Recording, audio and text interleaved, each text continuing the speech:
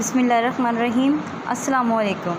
आपके school freedom academy से आपकी टीचर उर्दू सबक के साथ आपके साथ। ये आपकी जमात दोम की उर्दू की किताब है, उर्दू कवायद का ख़ज़ीना है, उर्दू कवायद।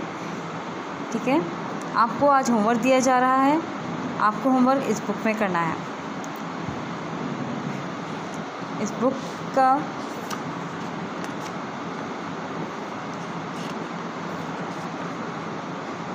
पेज नंबर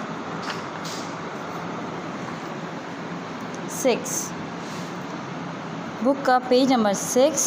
आपको इसके ये जुमले बनाने हैं। ज़ेल में दिए गए अल्फाज को हुर्फ़ तहजी के लिहाज से तरतीब वार लिखिए और जुमलों में इस्तेमाल कीजिए। दरवेश, खर्च, तकलीफ़, समर, किताब, नौकर, रियाया, कलम, घर।